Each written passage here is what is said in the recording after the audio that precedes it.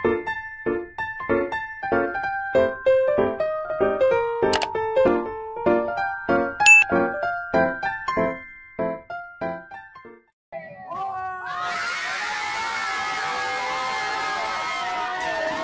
a girl! It's a girl!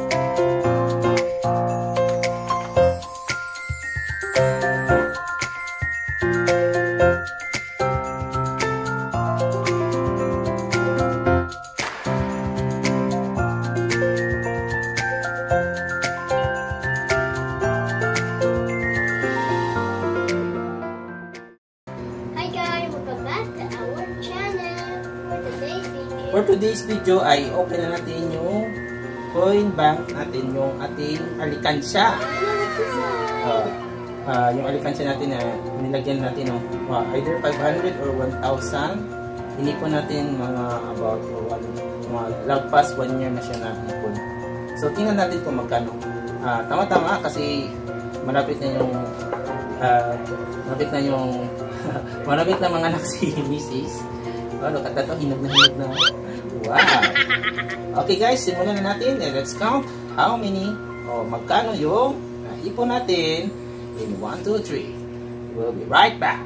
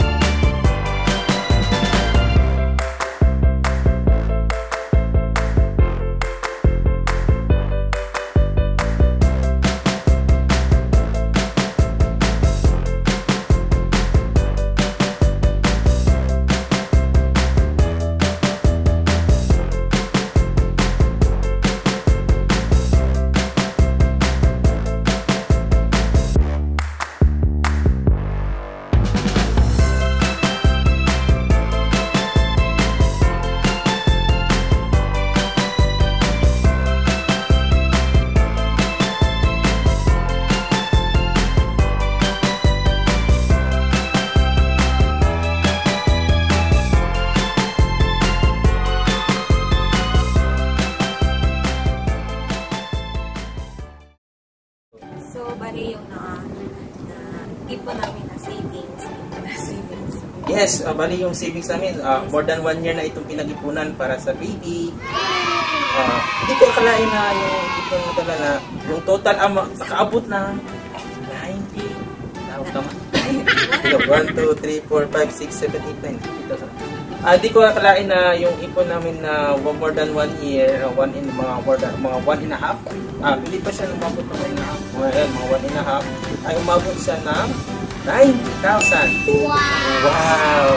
Kung akala ko mga 30 plus lang yung naipon ko, ayan pala yung advantage ko pa. Masasya ka na lang po, masusurprise ka kung magkano yung inabot. So tama-tama yung 90,000 is worth, parang nakalibre na ako sa CS. Nakalibre na ako sa CS, yay! Hindi na ako mag-ipon kasi mag-ipon na kasi. Plano talaga namin na mag-ipon para sa baby. So, yun na nga, maraming salamat talaga sa kay Papa God na nakaipon kami ng worth 90K. Wow! I cannot believe it. It's so amazing. Katina? Yeah! Anong masasabi? We did a cameo! Thank you! Thank you, Papa Jesus! Thank you, Papa Jesus. Wow! Okay. 75 years later.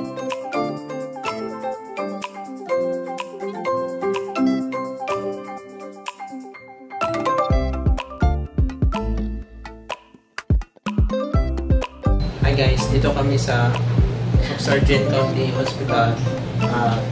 Dito namin i-admit si Jeanette kasi mas mura ito compared sa other hospital. So, bali, nakuha na yung result. Nakuha na niya yung result. Kasi before ka ma-admit, kailangan ma-swab test ka muna. So, buti na lang, thanks God, negative yung result. Dito na kami, waiting na lang kami para ma-transfer kami sa ma-dextrose na si Mrs. Then transfer na kami sa aming room pa.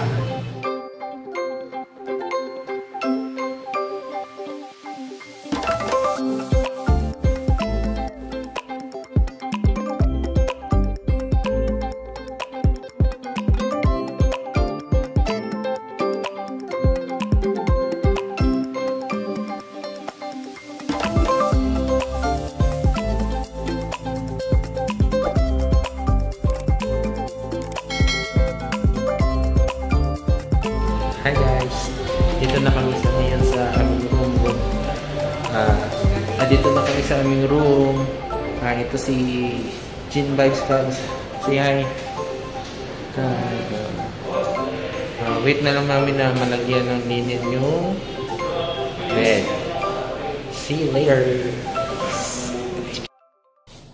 Today, April 26, schedule ng aking kanina umaga, schedule ng aking check-up. So, nagpunta kami sa OB ko, tsaka doon, makita ng doktor na ano daw, yung panubigan ko is parang parang malapit na siyang maubos yun. Tapos, sabi ng OB, so, kailangan na daw ako schedule for admission. So, dapat yung schedule ko for pinili ko na date is April 28. So, ang sabi ng doktor is 27 na daw. So, bukas, kasi ngayon is April 26. So, yun na. Pagdating namin sa hospital, ayun, naasikaso ako, nag-ano sila sa akin ng mga laboratory, ECG, X-ray, swab, tsaka yung about sa aking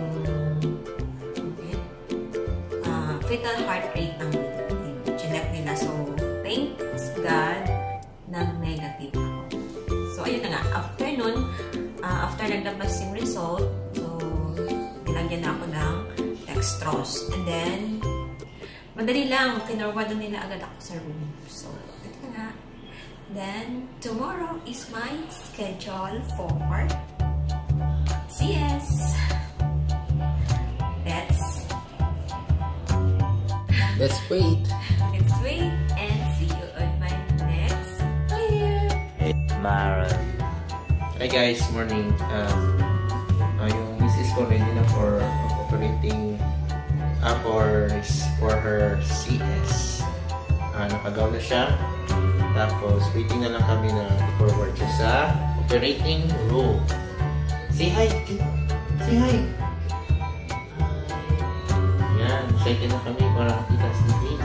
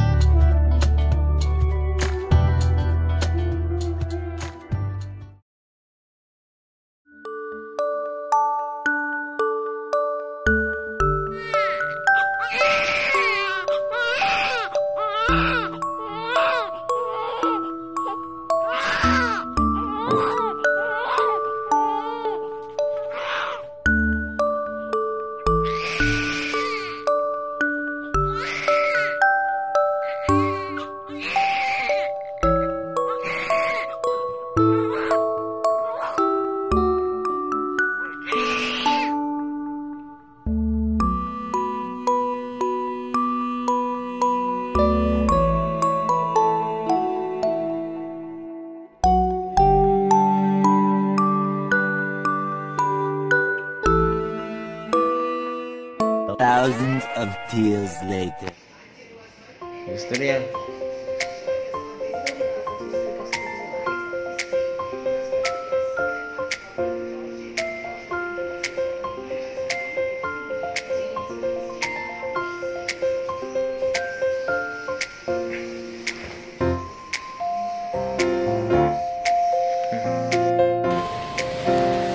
Guys, tanaw na ako ang baby.